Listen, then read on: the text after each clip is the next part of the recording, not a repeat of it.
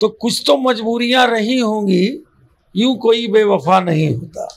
अब उम्र का तकाजा है, इसलिए उन्होंने ऐसा कहा। 2-4-6 महीने से वो इस तरह की बात बोल रहे हैं।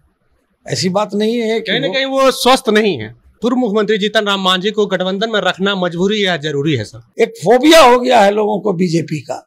ये फोबिया से ग्रसित हैं महागठबंधन के लोग, कांग्रेस के लोग, राष्ट्रीय जनता दल के लोग। नमस्कार, जनता जंक्शन में आपका स्वागत है। मैं हूं पंकज। देखिए, जीतन राम मांझी लगातार अपने विवादित बयानों के लिए जाने जाते हैं और लगातार कई विवादित बयान दिए हैं। कल का उनका एक बयान है कि राम काल्पनिक है और जो सवर्ण है वो विदेशी है। इस मुद्दे पर बात करने के लिए हमारे साथ में भारतीय जनता पार्टी के प्रवक्ता शमशेर साहब।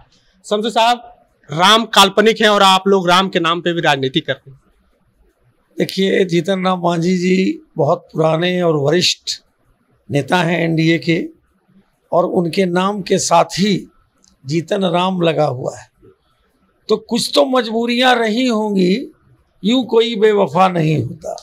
अब उम्र का तकाजा है, इसलिए उन्होंने ऐसा कहा। देखिए, मर्यादा पुरुषोत्तम राम देश ही नहीं दुनिया में एक आदर्श है, और दुनिया के लोग उन्हें भगवान राम के मर्यादा पुरुषोत्तम के नाम से जानते हैं। वो किसी एक जाति या धर्म के नहीं हैं, बल्कि सभी धर्म के लोग उनको आइडियल मानते हैं। अब जीतन राम मांझी जी, मैंने कहा कि जब आदमी की उम्र बढ़ जाती है तो आदमी सेनेलिटी की ओर चला जाता है, और सेनेलिटी में वो कुछ से कुछ भी बोल देता है। मुझे लगता है कि उनकी मंशा ऐसी नहीं रही होगी, क्योंकि उनके नाम में ही जीतन राम मांझी जी लगा हुआ। सर, उम्र का तकाजा रीजन दे रहे हैं। उम्र बहुत पहले से भी इस तरह के बयान देते आए हैं सर। नहीं, बहुत पहले कहाँ, इधर ही 2-4-6 महीने से वो इस तरह की बात बोल रहे हैं। ऐसी बात नहीं है कि कहीं ना कहीं वो स्वस्थ नहीं है। नहीं, मैं क्या कह रहा हूँ कि जब एक उम्र आदमी की होती है तो उसके अंदर सेनेलिटी हो जाती है। वो नहीं चाह के भी कुछ बातों को कह देते हैं। तो ये एक मुझे लगता है ह्यूमन एरर है। यानी ये इस टाइप की गलती तो 1-2 बार हो सकती है सर, बार-बार लगातार हो रही है। मैं कह रहा हूँ ना। अच्छा, ये छोड़िए, सवर्ण विदेशी है या भारतीय है? देखिए, ये कोई मतलब ही नहीं है। इस भारत के अंदर रहने वाले सारे लोग, इस पर सवाल कहाँ है कि अगर इस तरह की कोई बात बोलते हैं तो मुझे कोई लगता है कोई मतलब ही नहीं है इस तरह की बात करना। भारत के अंदर, भारत तो विशाल है, उदार है और मानवता का निचोड़ है। इसीलिए भारत में सभी लोग जो हैं, जो रहते हैं भारत के अंदर, वो इसकी विशालता, उदारता और मानवता के निचोड़ के रूप में भारत और भारत के लोगों को देखा जाता है। अच्छा सर, ये बताइए, इस तरह के बयान तो आते हैं। पूर्व मुख्यमंत्री जीतन राम मांझी को गठबंधन में रखना मजबूरी या जरूरी है सर? देखिए, इस तरह के बयान आते हैं क्योंकि बीजेपी के भी कई नेता ये कह चुके हैं कि मुस्लिमों को भारत छोड़ देना चाहिए, भारत से चले जाना चाहिए। देखिए, कोई पार्टी का कोई अधिकृत बयान नहीं हो सकता है।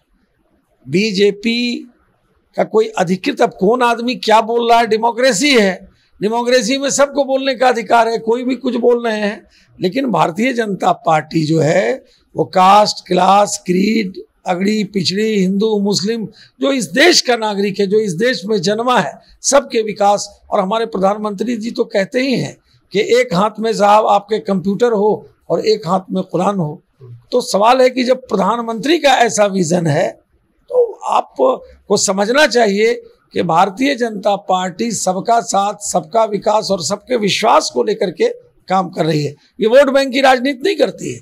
जो दूसरी पार्टियां हैं वो वोट बैंक की राजनीति करती हैं, अक़लियतों को वोट बैंक के रूप में इस्तेमाल किया है। लेकिन Bharatiya Janata party, party with A difference है, पार्टी विद ए मिशन है, और party with A ideological movement है, जिसमें समाज के अंतिम सीढ़ी पर जो व्यक्ति बैठा हुआ है उसके भी कल्याण की बात होती है। सर, मांझी जी आपके गठबंधन के नेता हैं और पूर्व मुख्यमंत्री रहे हैं। बीजेपी के नेता की तरफ से भी बहुत बार बयान आया कि मुस्लिमों से नागरिकता छीन लेनी चाहिए। राम रहीम पे बात हो रही है। शिक्षा, स्वास्थ्य, रोजगार पे कब बात होगी सर, जो जमीनी मुद्दे हैं सर? जमीनी मुद्दे तो हो ही रहे हैं। आज देश के अंदर अगर आप देखेंगे तो किस तरह से शिक्षा का सरलीकरण हुआ है। आम आदमी, गांव में रहने वाला भी आदमी जो है वो शिक्षा प्राप्त कर रहा है, ऑनलाइन शिक्षा हो रहा है। कोरोना काल के अंदर जब सारी दुनिया इस चपेट में थी तो हमारे भारत के यशस्वी प्रधानमंत्री ने आप देखा कि किस प्रकार से लोगों का जो है कल्याण किया, लोगों का काम किया। और शिक्षा के अंदर में, एजुकेशन के अंदर में भी इतना काम हुआ कि अब ऑनलाइन शिक्षा लोग प्राप्त कर रहे हैं और गांव और ग्राम के लोगों को वो शिक्षा मिल रही है। ड्रॉप आउट सिस्टम खत्म हो गया। पहले क्या था, एब्सेंटिज्म खत्म हो गया।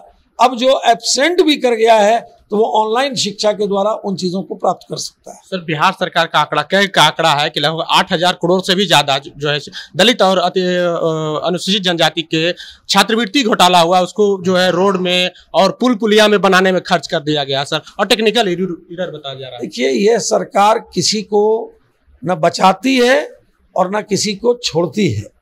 एनडीए की सरकार जो है जीरो टॉलरेंस की सरकार है। इसीलिए ये केवल कह देने से उन लोगों को, जो लोग ये बात कह रहे हैं, कैग कर रही है सर, कैग का रिपोर्ट है ये, उनको अपने गरिमा में झांक करके, मैं तो कह रहा हूं कि अगर कहीं भी कोई गड़बड़ियां हैं तो कार्रवाई होती है। कहाँ कार्रवाई? 18 से 19 तक की ये रिपोर्ट है सर, कैग का रिपोर्ट है। नहीं हो रही है। देखिए, उसका एक सिस्टम है। अब कोई जादू की छड़ी थोड़ी है। उसका एक सिस्टम है, उसका एक प्रोसेस है, उसका एक तरीका है और उस तरीके से कार्रवाई होती है और जो दोषी होते हैं वो पकड़े जाते हैं, जेल की सलाखों में भी जाते हैं। 18-19 का रिपोर्ट है सर और अभी 2022 चल रहा है, इतना वक्त रहा है एक छोटी सी गलती पकड़ने में। नहीं, देखिए, मैं क्या कह रहा हूँ कि वो एक प्रोसेस है, वो एक प्रक्रिया है और उस प्रक्रिया में जो भी लोग दोषी होते हैं उन पे कार्रवाई होती है, वो जेल की सलाखों में जाते हैं। लास्ट कमेंट सर, जिस तरह से पिछले रामनवमी में, इस रामनवमी में मुजफ्फरपुर में जो मस्जिद के ऊपर भगवा झंडा लहराया गया, इसको आप कैसे देखते हैं? देखिए, ये मुल्क डेमोक्रेसी से चलता है, संविधान से चलता है।